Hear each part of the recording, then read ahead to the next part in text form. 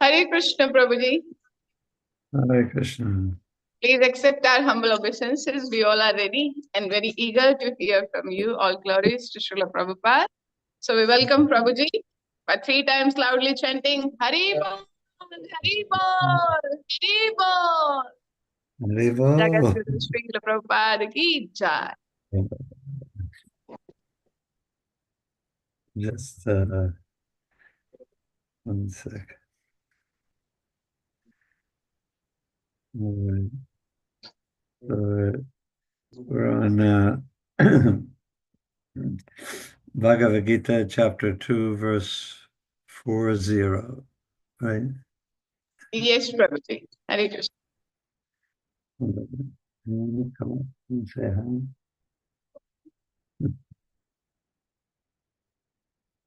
Everyone wants to sing. I have Aradhita here too. Yeah, Hari Bol, Hare Krishna. We'll be there on this Thursday. We are reaching there in 2-3 days. Hari Bol, very happy to see you. Very nice Hare to see you. Waiting to have you here. Hari Bol, Hare Krishna. All right, so I'll read through the Sanskrit and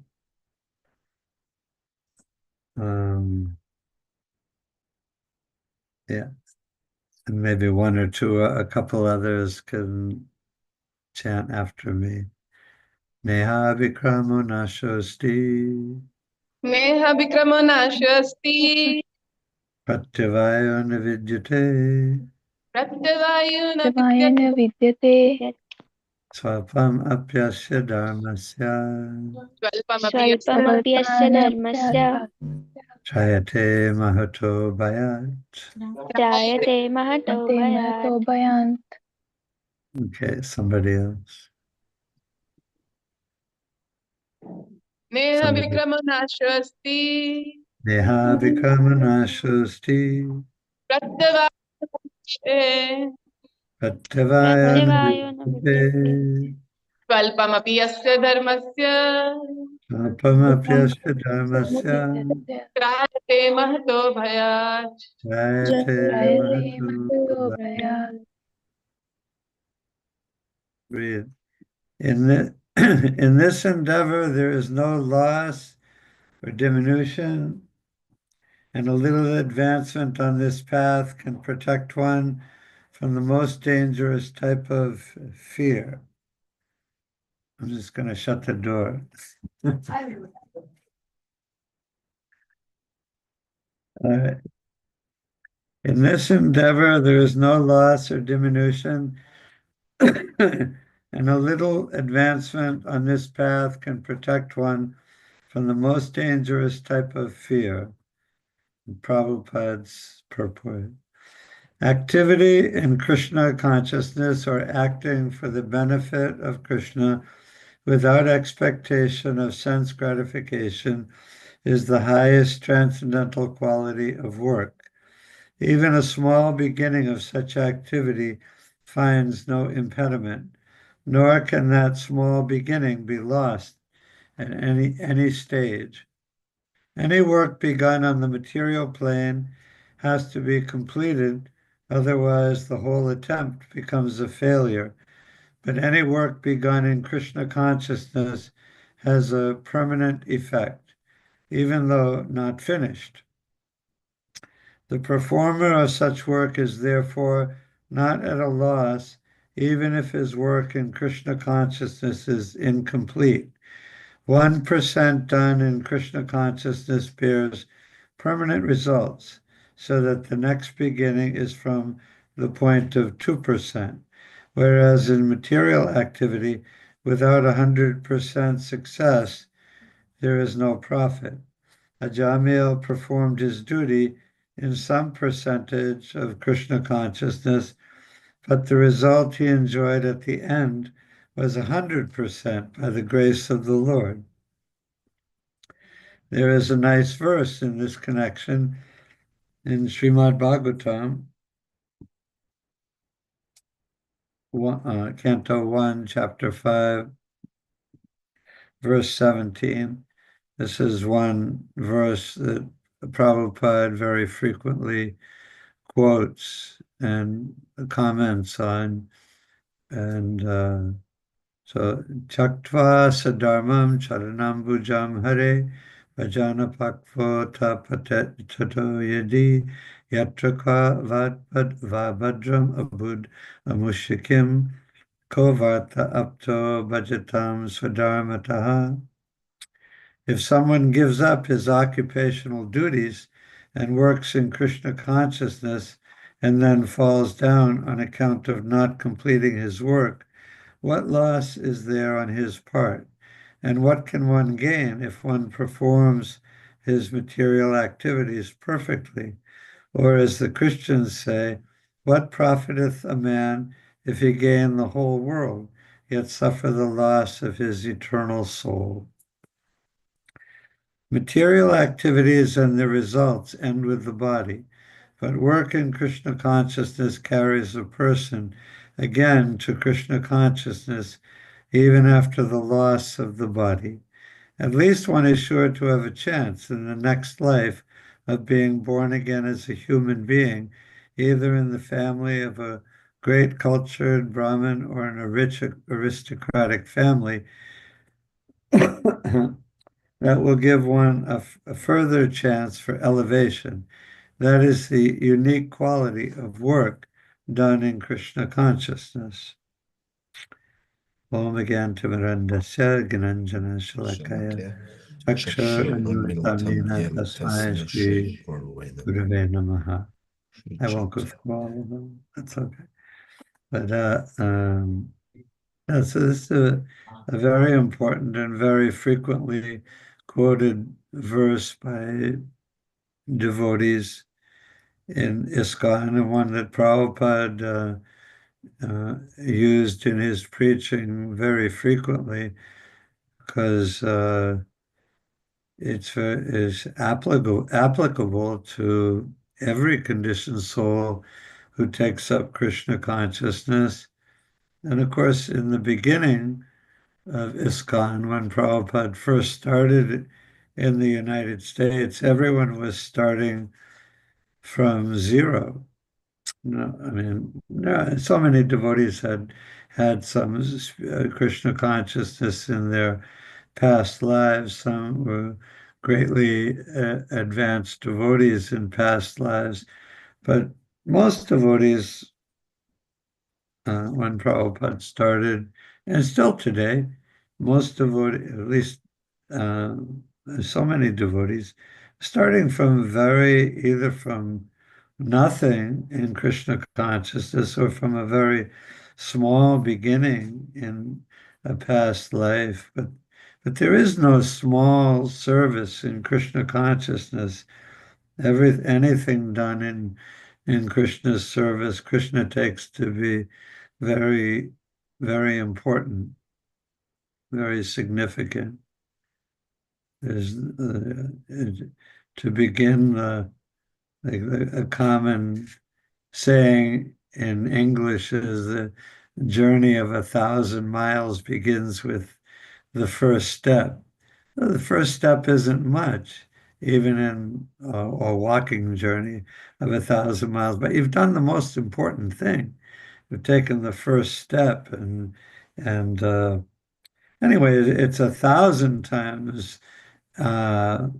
more valuable, or in Krishna consciousness, it's just the smallest little bit of a turn towards Krishna from our customary life of self-centered sense gratification is the most significant thing, the most important moment in our life.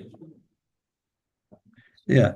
So so there's no small service. And Krishna takes even the smallest thing as very significant, very important. Even a small beginning of such activity finds no impediment. Nothing can stop Krishna consciousness, even if you're in the most restricted conditions, like devotees in prisons around the world without even any access to books sometimes, or in a very difficult position.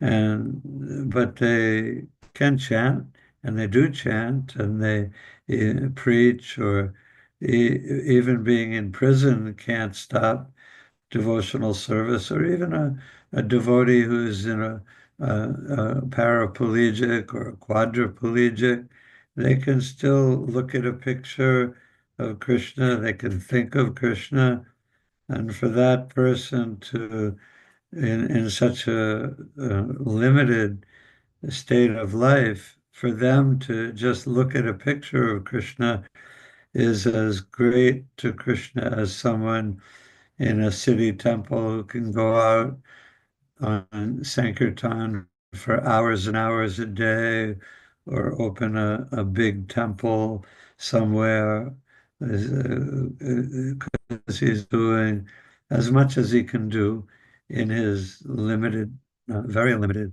circumstance. So there's no material impediment to Krishna consciousness. Nothing can stop a person from being Krishna conscious, no matter what their situation.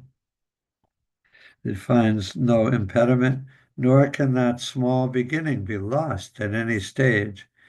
Any work begun on the material plane has to be completed, otherwise the whole attempt becomes a failure. But any work begun in Krishna consciousness has a permanent effect, even though not finished. So it's very easy to see. It says somebody wants to be a gold medalist in the Olympics, for instance, or it's a great material goal. So they practice their sport for many, many years. All their thoughts and activities are centered around that one goal of going to the Olympics and winning. But and they might get to the Olympics, but maybe on the night before the Olympics, they fall down the stairs and break their leg, and that's the end. It's over. So that's like a pretty extreme example, but it's true in general for material activities. Any activity, you have to complete the work, and then you get the fruits of the activity of the work. But Krishna consciousness, any work begun in Krishna consciousness has a permanent effect, even though not finished. The performer of such work is therefore not at a loss, even if his work in Krishna consciousness is incomplete. 1% done in Krishna consciousness bears permanent results, so that the next beginning is from the point of 2%. And there's no loss or diminution. Whatever advancement we make has a permanent result.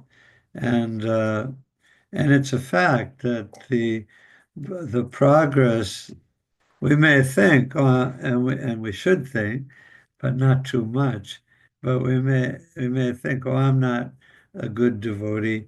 I'm not an advanced devotee. Look at how impure I am. So it's good to think like that. To some extent, it's all true, but we can never forget the power of the purification of Krishna consciousness, because Krishna, we do our little bit of service, our little chanting of japa, our little, whatever it is, whatever our service is. We do it, and that's our duty, that's our commitment to Krishna, and it's the most important thing in our lives. But in Krishna consciousness, the progress doesn't depend only on our activity. Like So if someone wants to be a very strong person, so they go to the gym and they lift weights and they make progress, and progressively they can lift more and more weight. But so all their advancement in weightlifting depends on them. It's their own. If they don't go to the gym, if they don't increase their weights, then there's no increase in strength. But or if they just do a little bit, then there's not much result. But in Krishna consciousness, of course, we have to put in our own endeavor to the best of our ability, but we could never forget the fact that Krishna is the main actor. Krishna is the one who comes to the material world, who speaks the Bhagavad Gita and the Srimad Bhagavatam, who sends his representatives and leaves the Shastras. He sends his pure devotees like Srila Prabhupada, and so many of Prabhupada's disciples and grand disciples, and even now or very soon great grand disciples. And there's so many, so many, so many great, great devotees, descendants of Srila Prabhupada. So Krishna sends everyone. He comes himself. He sends his representatives. He brings us to him. I don't know how I came to Krishna consciousness. I know the outward things that happen, but I don't know how why what the mechanics of what brought me to Krishna consciousness, but it is Krishna bringing me and bringing you in contact with the devotees, and he's helping us every step, every second, every minute of the day to progress further and further. So, and because Krishna is bringing us back home, back to Godhead. And we have to do our part. And we are doing our part. So there's, the performer, yeah, so there's no there's no loss or diminution. Even a little advancement on this path can protect one from the most dangerous type of fear. And Prabhupada describes the most dangerous fear as being sent back down into the animal species of life, or even lower, that there's no consciousness, no ability to make progress in Krishna consciousness, unless the devotee gives you some prasadam.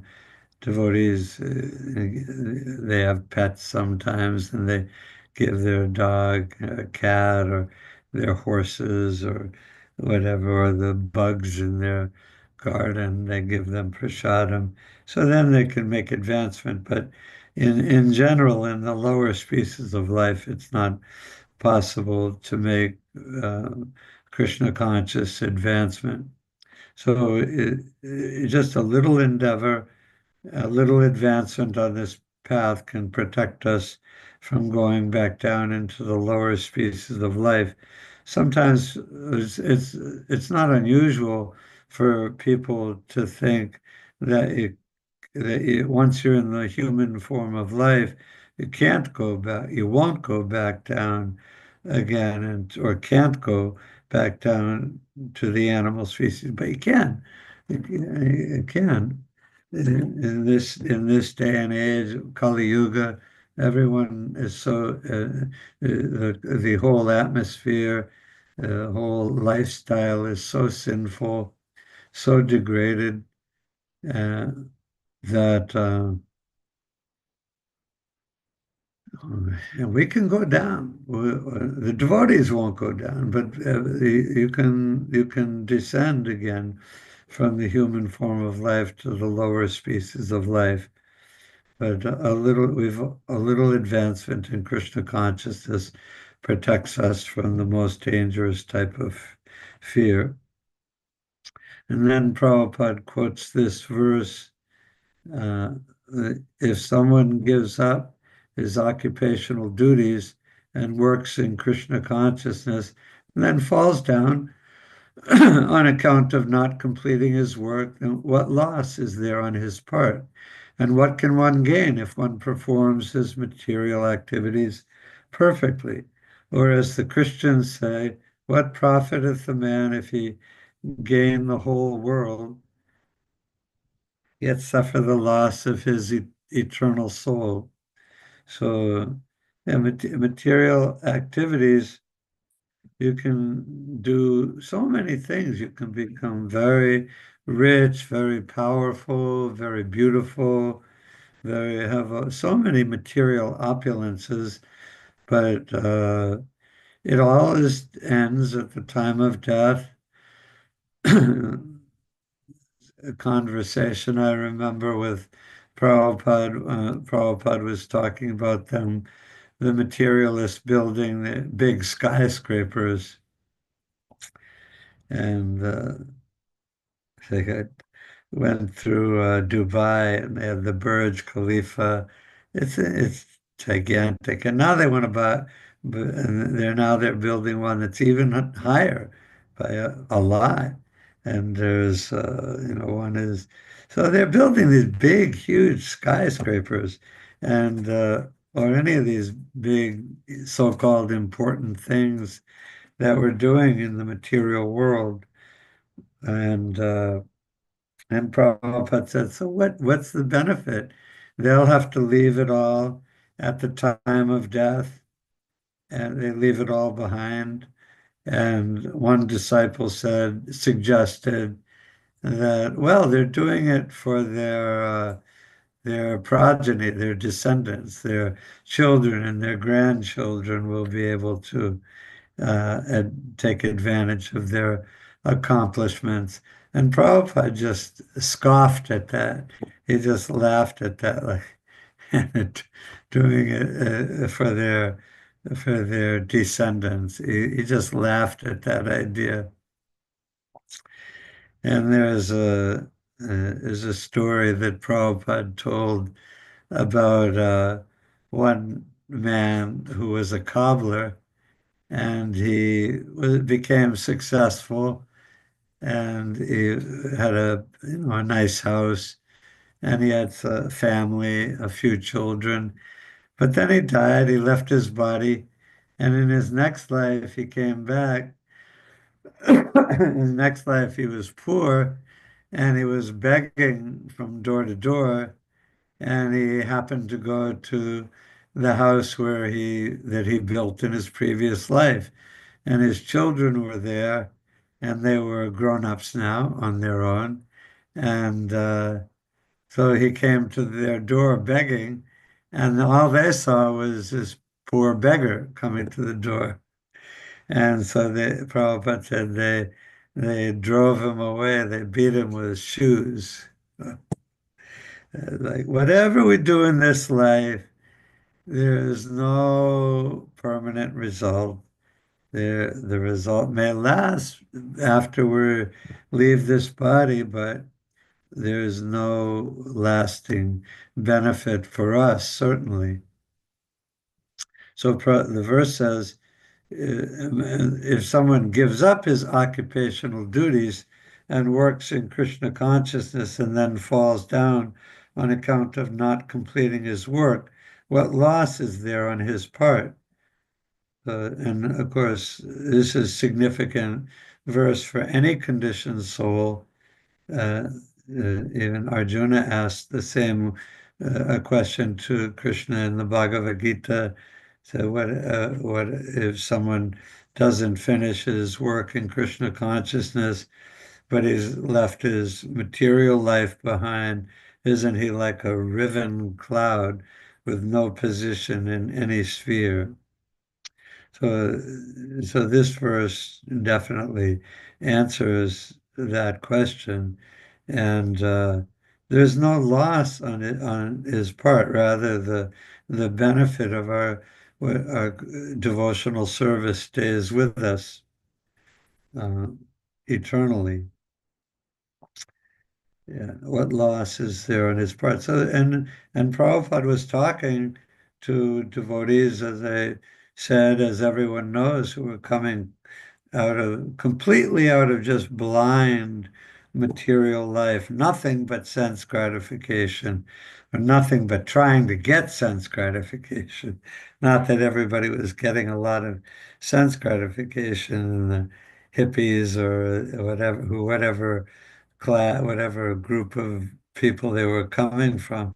But everybody is trying really, really hard to get a lot of sense gratification with no practically, in some cases, there's some spiritual tendencies, but mostly, from my own experience at that time, there's very little spiritual tendency at that time, or now, not only at that time, but now or any time, especially in Kali Yuga.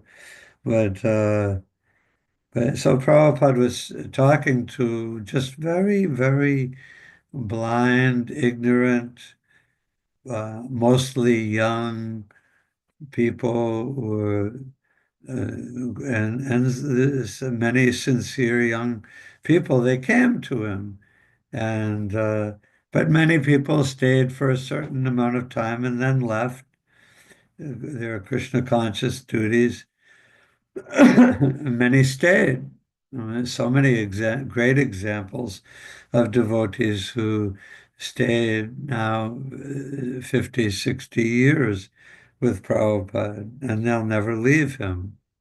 And even the ones who left, they came back later in this life, or they will come back for sure in their next life. So there's no loss or diminution. And there's nothing to be lost by giving up our material duties or being a failure in our material duties. But on the other hand, what can one gain if one performs his material activities perfectly? And as the Christians say, what profiteth a man if he gain the whole world, yet suffer the loss of his immortal soul? So material, yeah. So that's the uh, main points in this verse. Of course, you could talk about it, any of these points, for hours and hours, days and days, but of course we don't have that time. Anyway, uh, does anyone want to say anything about that verse? I have a section from the Prabhupada Lilamrita that I was going to read. All right. This is in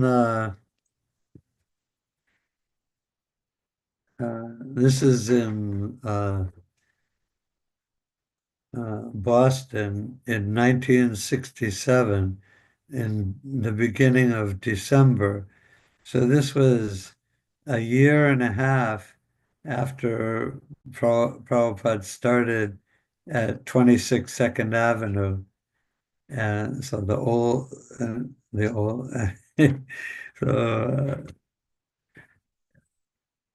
the Satsvarup Brahmachari, the author of the Lilamrita, he was sent by Prabhupada to preach in Boston in the spring of 1967.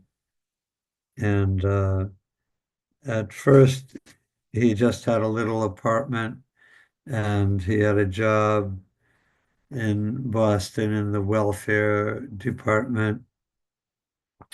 And so he was doing his full-time job to take care of the apartment, and he was going out preaching.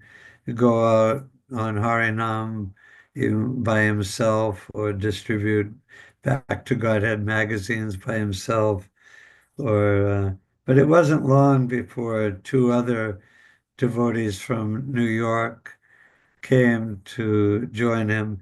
One was Jadharani Mataji, who is still active in preaching today in Florida, a great, great soul, and Pradyumna Das, who Prabhupada called Panditji, because he was very, very intelligent, and he liked to study, and he started learning Sanskrit from the beginning. So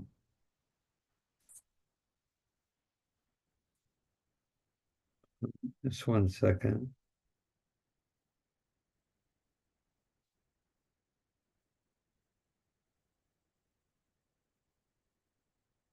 Yeah.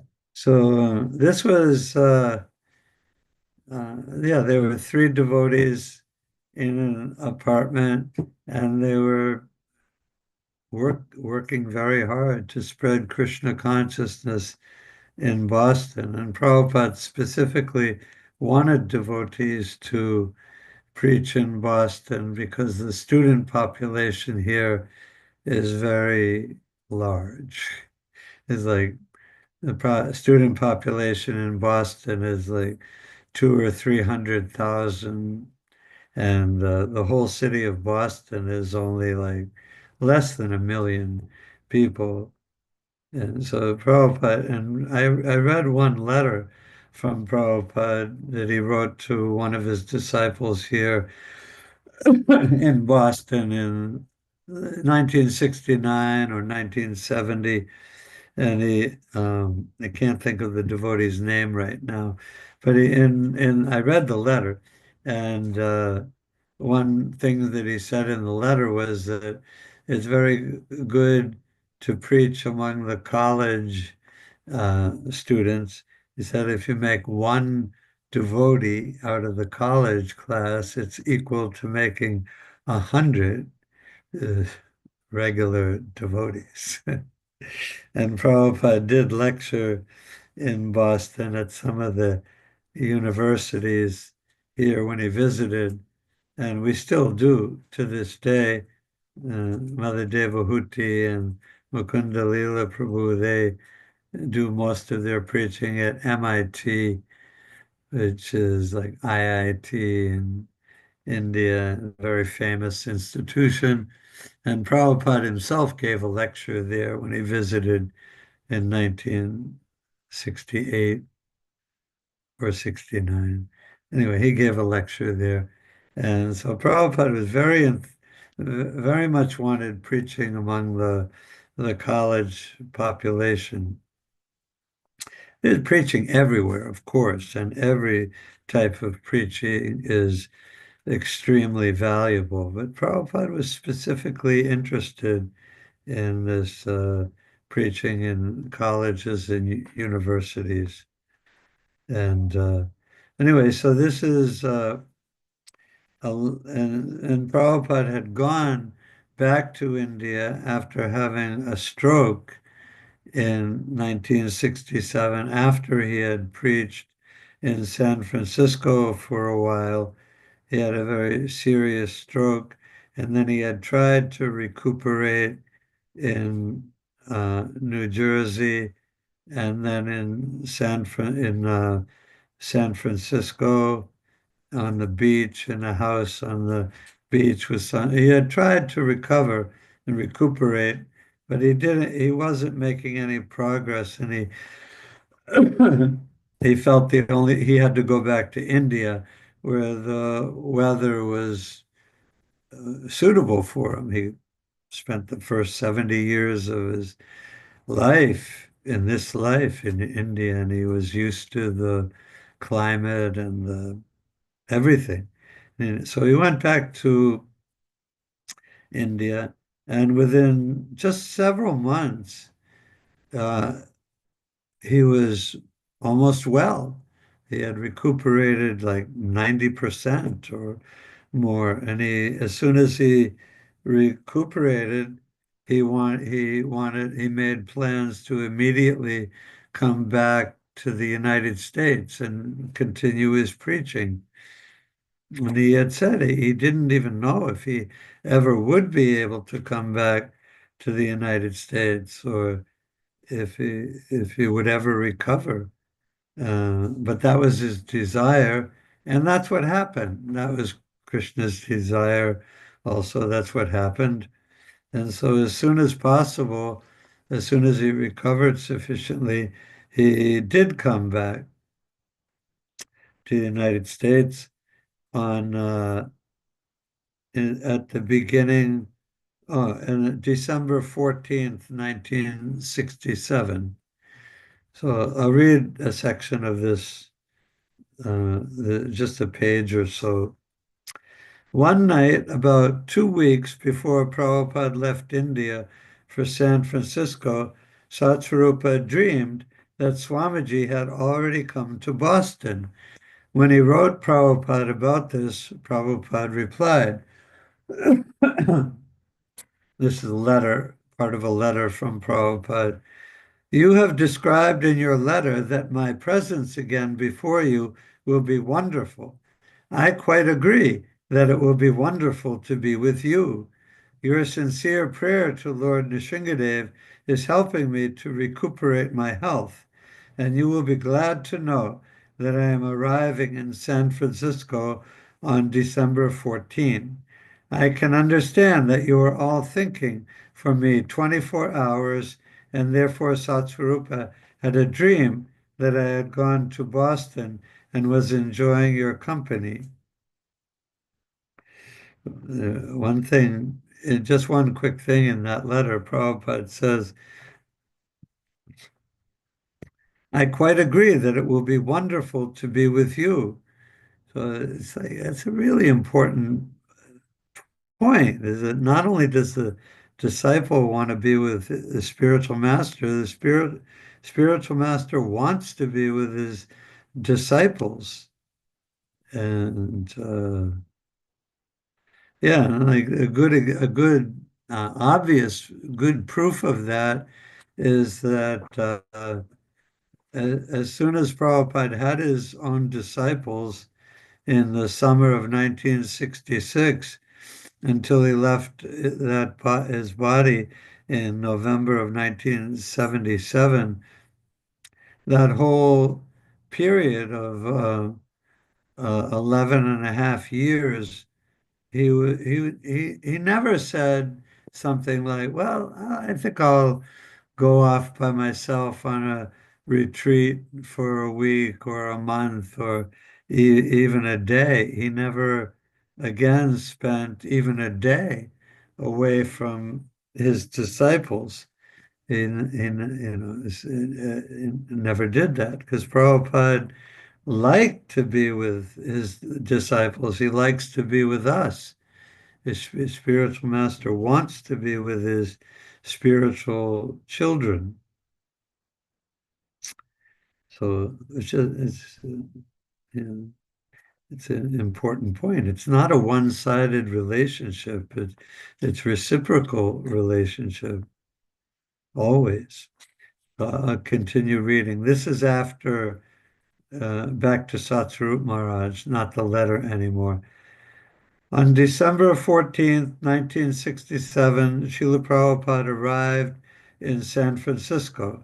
The next day, a devotee there phoned the devotees in Boston and told them details of Swamiji's arrival. He said he might even be able to arrange for Swamiji to speak to them on the phone. At least he would try. Then one night, the phone rang in the Boston storefront, and it was Swamiji. Everyone called Prabhupada Swamiji at that time. It wasn't until 1968, a year or so later, that devotees started calling him Prabhupada. You probably know that story. Anyway, up until then, they all called him Swamiji. And then one night the phone rang in the Boston storefront, and it was Swamiji. Jadharani, who answered, said she had heard that Swamiji looked very healthy at the airport and that he had been walking quickly and was tanned from the sun. When Prabhupada mentioned that he had traveled all the way from India by himself, Jadharani corrected, but Krishna was with you. Satsvarupa was next. Swamiji, he began, we miss you very much. And Prabhupada replied, yes, and I am hearing you also. Then Pradyumna spoke to Prabhupada, explaining how he was trying to advertise Srimad Bhagavatam. Afterwards, each devotee related to the others what Swamiji had said. Each admitted to having said at least one very foolish thing to Swamiji, but they agreed that everything Swamiji had said had been wonderful. Satsvarupa's and Pradyumna's happiness became so great that they couldn't restrain themselves from rolling on the floor. They were both in their late 20s. They weren't kids, but they were kids to Prabhupada, and they felt like children to Prabhupada. They couldn't restrain themselves from rolling on the floor. On the phone, Prabhupada had said that when he had left America, he had had very little hope of returning, but Krishna had informed him that he was not going to die immediately, so he had returned. He had said that he was getting inspiration in Krishna consciousness from his own disciples, whom he considered to be good souls. Prabhupada later wrote the Boston devotees from San Francisco. This is a part of the letter from Prabhupada. Although officially I am your spiritual master, I consider all you students as my spiritual master because your love for Krishna and service for Krishna teach me how to become a sincere Krishna conscious person. He told them that although they were only 3 devotees, they should each work for 300. A Krishna conscious person, Prabhupada explained, is never tired of devotional service and always wants to be overloaded with more and more work. I took a couple notes on that. One is that just all the devotees are great souls. So all you young men and women, you're great souls. It's not flattery. It's not it's not an exaggeration. It's the fact of the matter is that all the devotees are great souls because they have made a determination in their heart, in your heart, in your mind to surrender to Krishna. And that's the definition of a great soul. And as time progresses, of course, we surrender more and more, and we become more and more purified. But even the little beginning that we've made already is so important. All the devotees are very great souls. And Prabhupada said, he said, although officially I am your spiritual master, I consider all you students as my spiritual master because your love for Krishna and service for Krishna teach me how to become a sincere Krishna conscious person. Of course, Prabhupada didn't need anyone to teach him how to be a sincere Krishna conscious person, but a great soul, a pure devotee, thinks like that and feels like that. And he said he was inspired by his disciples. Yeah, so it's like that. And like in Boston here, I'm the oldest devotee here, and is that this? No.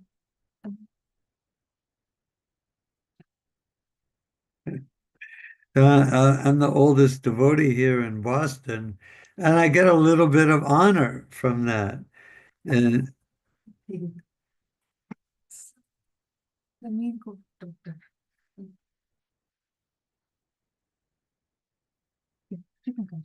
yeah, and but we have all these young men, mostly young men and women here in Boston, and of course the congregation too, all different ages of devotees, but everyone, all the devotees here, all young devotees, they're they're inspiring to me. They're like so sincere and so dedicated, trying so hard to be good devotees, and they are good devotees.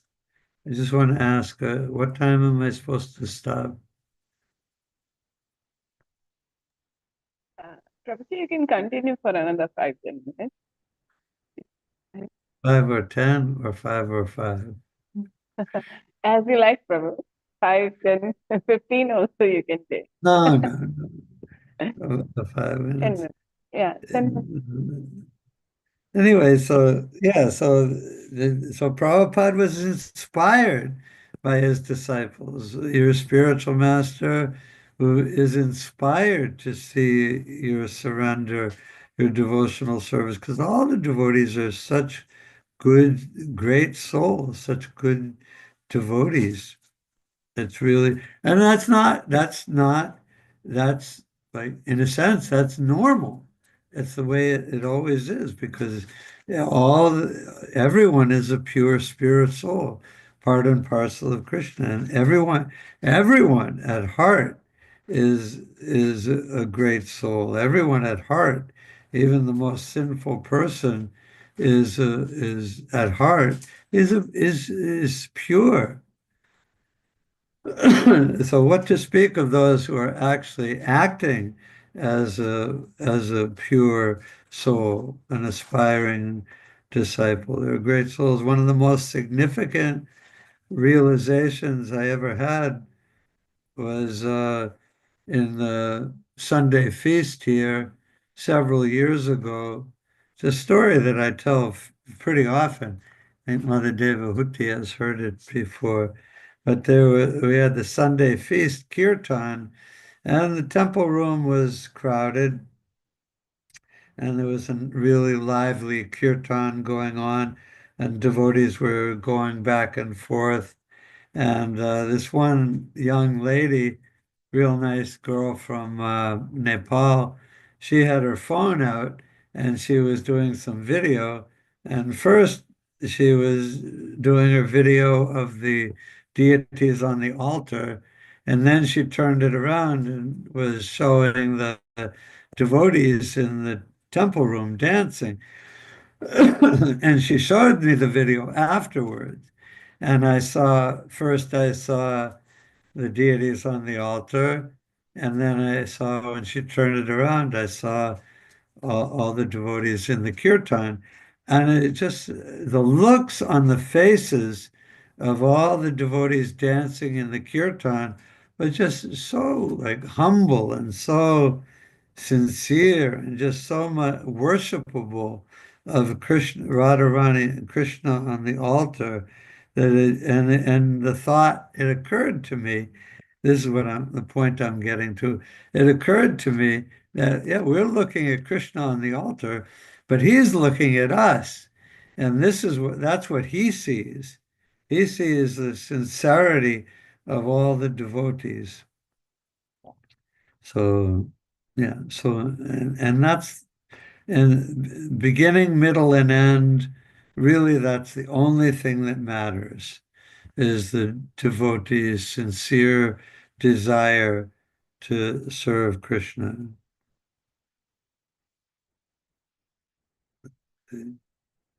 And just one final thing, and this is something I mention all the time too, because I really like this example that Prabhupada gave. He said, taking to Krishna consciousness is like, he compared it to like if you're in the airport and you get on the big jet plane. So you're sitting there on the runway before the plane takes off. You're just sitting there in your seat and plane isn't moving. But as soon as the plane takes off, within a minute, you're 6 miles up in the air and you're going 600 miles an hour in a minute. So he compared that to the process of Krishna consciousness, the process of purification in Krishna consciousness is so powerful and so fast that and the thing is that when you're on the plane and it takes off, you don't even practically, you feel something, but you don't feel like you're going 6 miles up in the air and you're going 600 miles an hour. You're just still sitting in your seat, comfortable, reading your whatever. And it's not like you feel any big change, but there's been a big change in 1 minute. So that's Prabhupada compared that to the spiritual progress, the power and speed of the purification in Krishna consciousness. It's I like that, and I repeat it pretty often. Okay, I'll stop now. Anyone have anything to say? Any questions or comments?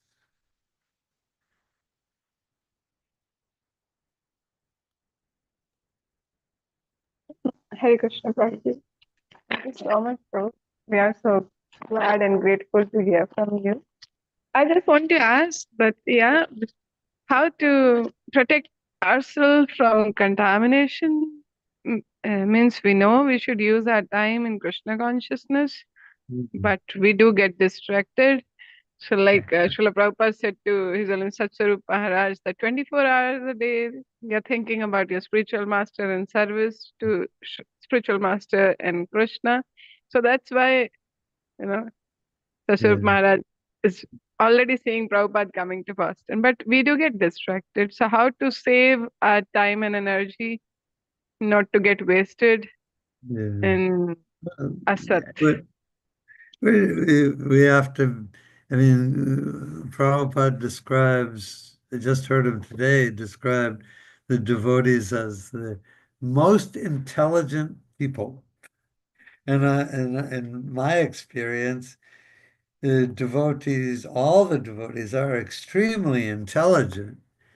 Uh, and so, and the philosophy, we study Prabhupada's books and listen to lectures of Prabhupada and other disciples, grand disciples, spiritual masters, or anyone who inspires you in Krishna consciousness. And the philosophy is actually in its essence, it's pretty simple. It's not hard to understand. And but it requires intelligence, requires application of our intelligence. We have, like studying in college, you have to apply your time and your energy, your intelligence. So we have to do that with our intelligence. The main thing the main problem that we face, or devotees face, is that our determination isn't always that strong. So determination has to be, we have to work on our determination. We have to pray to Krishna Guru and Krishna for strength. Strength, and Prabhupada says in at least one place, pray to Balaram for strength and determination in Krishna consciousness. He says Balaram is the source of all strength. So we pray to Balaram, we pray to Guru and Krishna for strength and determination. But we will be successful. We will make progress. Krishna is dragging us, pushing us, pulling us, and all the devotees are sincere. And it's what our spiritual master wants for us. So we will certainly make progress, even we have difficulty, and we will have difficulty. There will be difficulty. There is difficulty, but the purification process of Krishna consciousness is much more powerful than any difficulty that we have. There's no Maya is not more stronger than Krishna. Krishna is much stronger than the Maya or anything that can break our determination. There's one disciple, I can't remember if it's a lady or a man, but they said to Prabhupada one time, it said, Prabhupada, I know you're my spiritual master and I have to surrender to you, but there's all these obstacles on my path. And Prabhupada's answer to her or him was, he said very forcefully, I can kick out all those obstacles with one kick of my foot. So, I mean, we're going to face difficulties. There's no doubt about that. But difficulties are, you just have to persevere through all the trouble, through all the distractions, through all, whatever may come, and just persevere. Sometimes we feel stronger, sometimes we feel weaker, sometimes we're distracted more, sometimes distracted less. But Krishna will not relinquish his grip on us, and we will be purified. Determination is the most important thing. Is pray for and strive for increased determination. That's what I say. There's another story. This is the last one, and it's quick. The one disciple told Prabhupada, she said, or he said, they said, Prabhupada, sometimes I feel discouraged in my progress in Krishna consciousness. Sometimes I feel discouraged. And Prabhupada said, he said, very simply, he said, oh, discouraged, that is not allowed. So, you might, in the material pursuit, you get discouraged, and okay, yeah, I'm discouraged. I'm going to give it up. I can't do it. And maybe you can't do it. So you give it up because you get discouraged. But Prabhupada said, he said, oh, discouragement, that is not allowed. You're not allowed to be discouraged because Krishna is God and Krishna will take care of us. Okay, we better stop now. All glories to Srila Prabhupada ki jai. Very grateful to you, Prabhu. Srila Prabhupada ki jai. Hg Muktavandya Prabhu ki jai. Jai. God Premanande. Hari Bol. Hari Bol. Very grateful to you, Prabhu. Hari Bol. Would like to hear again and again from you. And we pray that we can apply that in our life. So we beg for that strength. Thank Hare you for Krishna. listening. Thank you for having me. We are grateful to you. Hare Krishna. Thank you. Hare Krishna. Hare Krishna, Prabhu. See you soon. Yes, Prabhuji, we are eager to come there. Hari Bol. Hare To get Krishna. direct chance to hear from you. Hare Krishna, Radhika. Hare Paul. Hare Krishna. Thank you so much.